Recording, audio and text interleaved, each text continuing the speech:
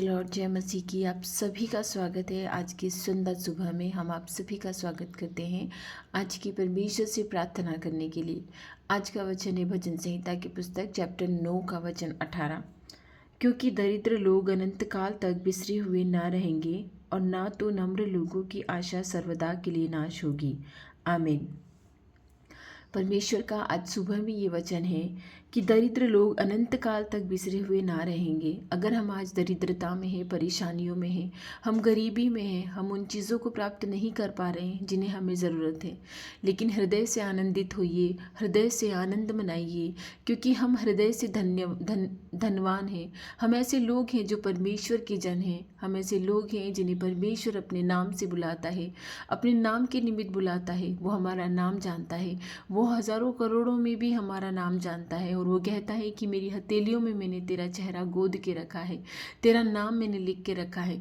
इसलिए अगर आप भौतिक वस्तुओं से दरिद्र हैं तो आनंद मनाइए कि आप आत्मिक वस्तुओं से बिल्कुल भी दरिद्र नहीं है। वो परमेश्वर आपको जानता है, वो खुदा आपको अनंत काल के लिए धनवान बनाएगा, और ऐसा धनवान बनाएगा कि फिर कभी आप दरिद्र ना होंगे। इसलिए परमेश्वर स्वयं जानता है कि हमें वो अनंत काल तक दरिद्र रखने वाला नहीं है, और न तो नम्र लोगों की आशा सर्वदा के लिए नाश होगी। आमीन। हमारी आशाएं कभी भी नाश नहीं होगी।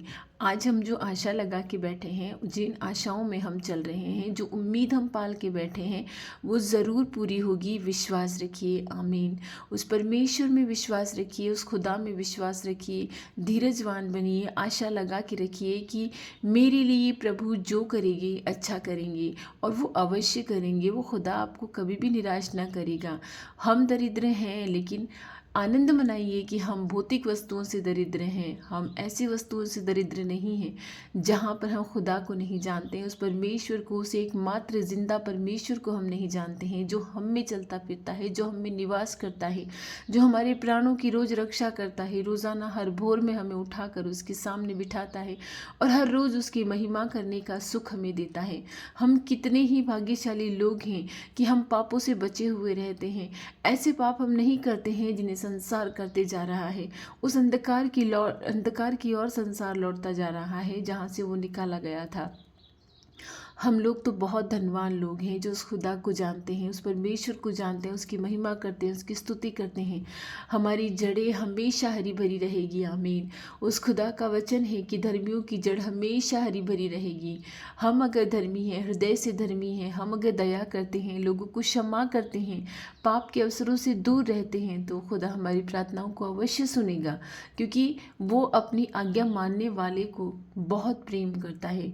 वो अपने वचनों पर चलने वाले को बहुत प्रेम करता है। वो परमेश्वर है, वो बुद्धि देने वाला है, वो ज्ञान देने वाला है, वो धन दौलत सब कुछ वही देने वाला है, वही खुदा है। इसलिए वो कहता है कि नम्र लोगों की आशाएं सर्वदा के लिए नाश नहीं होगी। अगर आपकी आशाएं अभी टूट रही हैं, अभी आपकी आशाएं पूरी नहीं हो रही हैं, फिर भी विश्वास रखिए कि वो परमेश्वर आपकी आशाओं को अवश्य पूर्ण करेगा। वो खुदा है, वो हमारी परीक्षा लेता है, हमारा इम्तहान लेता है। बहुत लंबे समय से हमारी प्रार्थनाएं सुनी नहीं जा रही है, उत्तर नहीं दिया जा रहा है, लेकिन विश्वास रखिए कि प्रार्थना कभी भी खाली नहीं जाती है। धर्मियों की प्रार्थनाएं कभी भी व्यर्थ नहीं जाती हैं। वो परमेश्वर उनकी प्रार्थनाओं का उत्तर अवश्य देता है। धर्मियों की प्रार्थनाओं का उत्तर परमेश्वर अवश्य देता है, और ये खुदा के वचन है। और पूर्ण विश्वास के साथ ये विश्वास रखिए कि मेरी प्रार्थनाएं परमेश्वर कभी भी खाली न जाने देगा। आज मेरी प्रार्थनाएं नहीं सुनी जा रही हैं, लेकिन कल अवश्य सुनी जाएगी।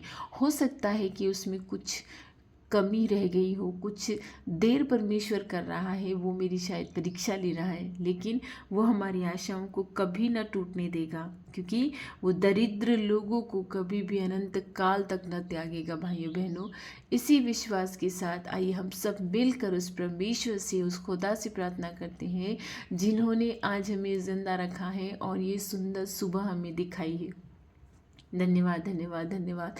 हे करुणा निदान मेरे परमेश्वर, मेरे खुदा, मेरे मेरे बादशाह परमेश्वर, आप ऐसे परमेश्वर हो, आप ऐसे खुदा हो जो हर दिन हमें उठाते हो, हर दिन हमें प्रार्थना का अवसर देते हो।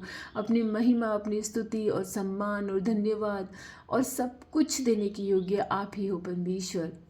हे मेरे भले परमेश्वर, आपका वादा है कि मैं तुम्हें कभी भी दरिद्र न रहने दूंगा, अनंत काल तक तुम्हें ना बिसराऊंगा। हे मेरे खुदा, आज के इन सुंदर वचनों के लिए तेरा धन्यवाद।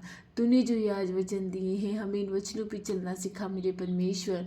मेरे खुदा, हम मनुष्य हैं, बहुत सारे पापों में गिर जाते हैं, बहुत सारे गलत काम हर कर बैठते हैं। हे मेरे परमेश्वर, मेरे मसीहा जो ये प्रार्थनाएं सुन रहे हैं, जो हमारे साथ प्रार्थना करते हैं, उन सब की प्रार्थनाओं की ओर ध्यान दे प्रभु, क्योंकि हमें प्रार्थना करना आता कहाँ है। हम तो जिस तरह से प्रार्थना आती है उसी तरह से हम तुझसे प्रार्थना करते हैं।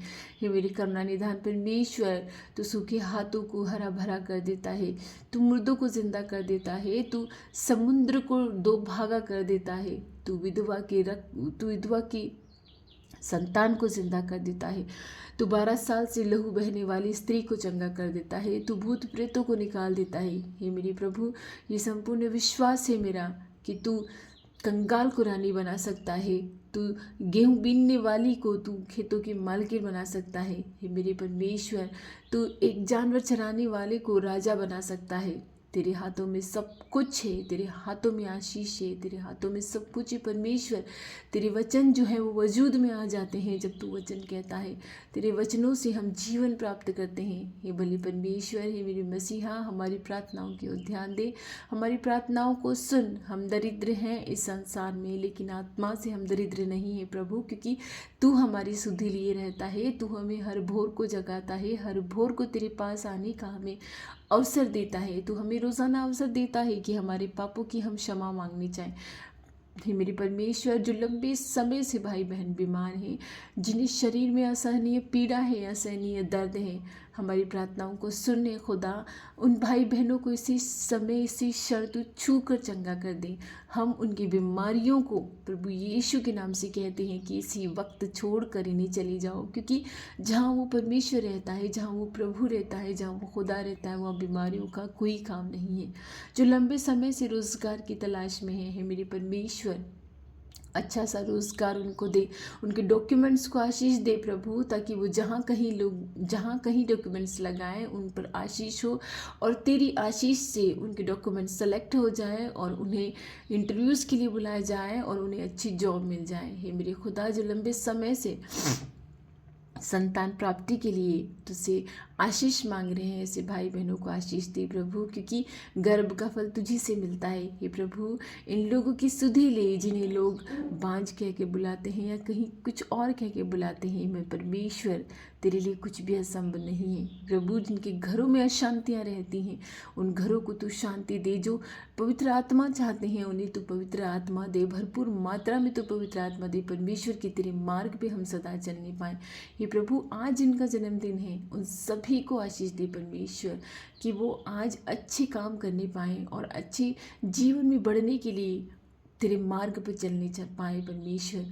जिन्होंने आज के दिन में तुझसे बहुत सारी प्रार्थनाएं की हैं, बहुत सारी आशाएं उम्मीदें लगा के तुझसे बैठे हैं, सभी की उम्मीदों को, आशाओं को तू पूरा कर परमेश्वर, क्योंकि हमारा विश्वास है आज के वचन के अनुसार कि तू दरिद्र को बहुत लंबे समय तक दरिद्र ना रहने देगा। आमीन।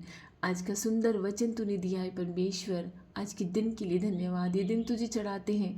जो लंबे समय से घरों की आशीष पाना चाहते हैं, उन्हें आशीष दे परमेश्वर, उनको घरों की आशीष दे। जिनके लंबे समय से कोर्ट में केस लंबित हैं, जो बिना वजह केसों में फंसाए गए हैं, ऐसे लोगों पर तेरी आशीष दे परमेश्वर, कि वो इन केसों से बाहर निकाले जाए हैं। मेरे खुदा है, मेरे परमेश्वर, हमारे खत्तों को आशीष दे प्रभु, हमारे खत्तों को आशीष दे प्रभु, ताकि हम क्षण मात्र जो कण हैं उन्हें भी बहुत सारा करने पाए तेरे पवित्र आत्मा के द्वारा। हम आशीषित होने पाए प्रभु। आज के दिन में जो बोर्ड एग्ज़ाम की तैयारी कर रहे हैं, जो कंपटीशन की तैयारी कर रहे हैं, उन सभी को आशीष दे परमेश्वर, ताकि वो अपनी बोर्ड एग्ज़ाम को अच्छी तरह से फाइट करने पाए। आज के युवाओं में जो असमंजस बनी हुई है, जो डिप्रेशन में है, जो फ्रस्ट्रेशन में है, जो हर छोटी छोटी बातों पे गुस्सा करते हैं, ऐसे लोगों की आत्माओं को तो चंगा कर प्रभु।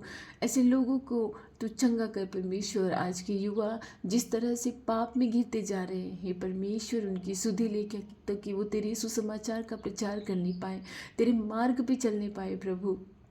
तेरे मार्ग पे चलते हुए वो आगे बढ़ने पाए मेरे खुदा।